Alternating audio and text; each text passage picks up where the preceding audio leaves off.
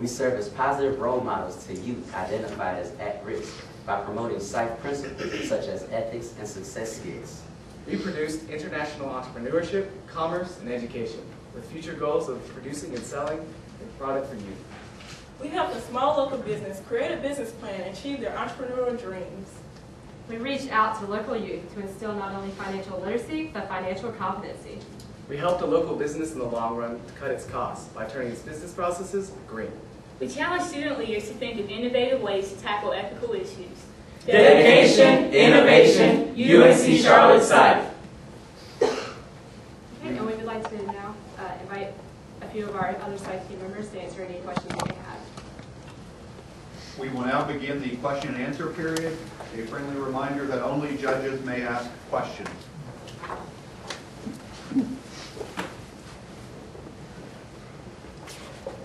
I'd like to ask, on your programs like capital markets and PayPals and My Spending, how do you determine how you're going to measure the outcome or the achievement with the programs? Well, I can answer for My Spending. For My Spending, we had a couple different things. We had pre- and post-tests for each of the kids to determine what they knew before the class and what they knew afterwards. We also measured actual outcomes of what they accomplished. So we measured how many students created budgets, or their family created budgets, or how many received jobs, so those specific things that they accomplished. And I'll add to that. That's pre and post tests seem to be pretty standard to most of our projects, but we continuously strive to find unique ways to measure improvement and not only literacy but competency on each project. You know, actual changes in behavior, and that's individual to each project.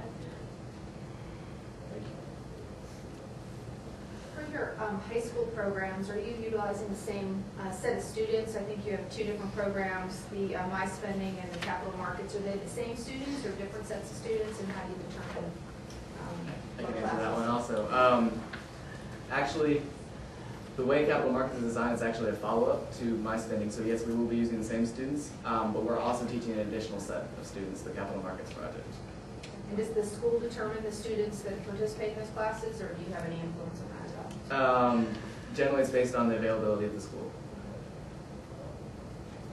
On the Sam's Club talent sheets, what was the involvement of the club manager? Like, what did his role play in the restaurant, and like who funded the changes in the restaurant, and how did that work out? I'll answer that. We use the Sam Club's manager to kind of as a link between a local business. It's someone that the Sam's Club kind of put us in contact with that business owner, and with the grant we were able to fund. And we also had some support from Lowe's Home Improvement, where we would get the supplies to implement those changes. Where did you find Pierpont, and where will you find the next three businesses? Well, our SIFE advisor is an advisor for Pierpont. She worked with him during a business plan competition, and so she referred us to him. And what was your second question? Where are you going to find the next three? Well, our business advisors and our SIFE team are very active in the community and constantly are bringing new projects and new businesses that need help. And as we get those, we'll actively seek to help them. I'll add to that. We also have a contact with the Charlotte Business Incubator, Paul Whitten-Holland, and he works with FIVE Ventures. I don't know if anyone's familiar with FIVE Ventures. It's a business plan competition. So we do have contacts with small businesses, and we just kind of apply our help as needed to those businesses. On your recruitment strategy, how are you guys determining or trying to recruit different business majors and not just get up and funneled into business majors? What is your strategy on going after different majors? I can answer that one. Yeah. We do specific targeted recruitment. So we, like Jonathan mentioned during the presentation, we ask professors to nominate some of their students. We reach out to professors in the college education, college business, engineering. So we reach out to different colleges on campus through student nominations. We do recruitment processes with just informational sessions in different colleges on campus.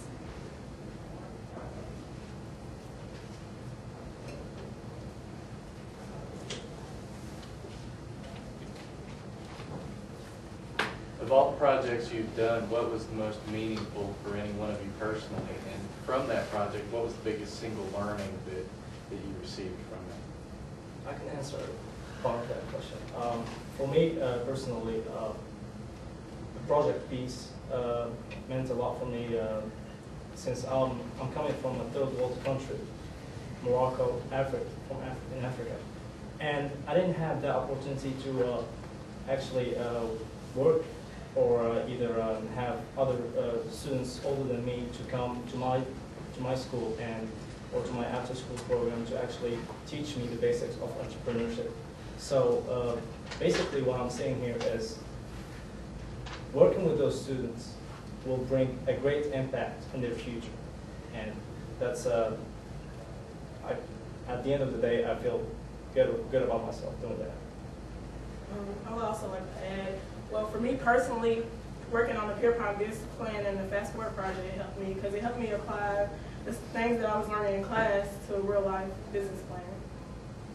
And I'll add one more thing. The Playhouse project that I worked on, it really touched me to see where the kids started at the beginning of the semester and where they ended up. So I kind of relate to where they're coming from, and it really touched me, and just to see how much they've learned from the beginning to the end. That is a big thumbs up for them.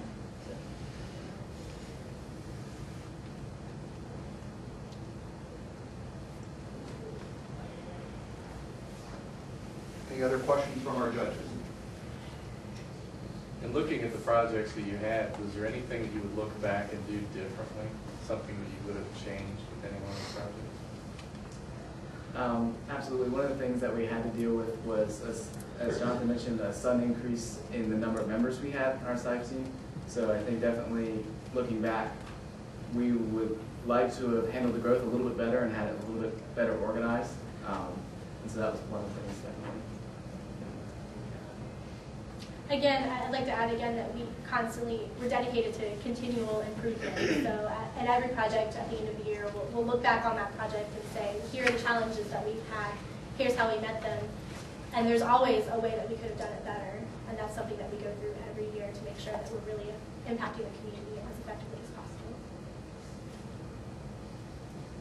On the Sam's Club challenge that you worked with the Down to the Bone, what was the biggest pushback or concerns from the owner of the restaurant implementing that project?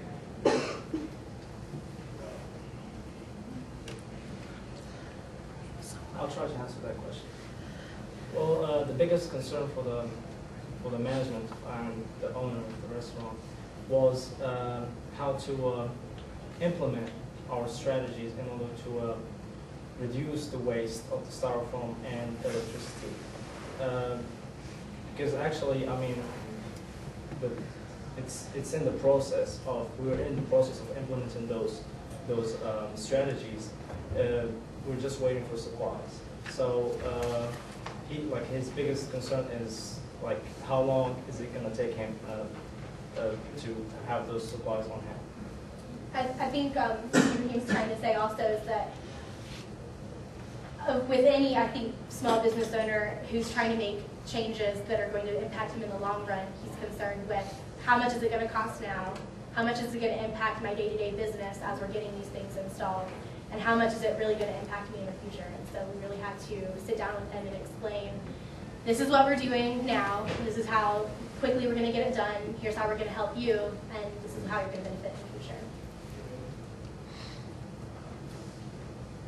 Your time has expired. Judges, please join me in thanking the UNC Charlotte SIFE team for their presentation and their hard work.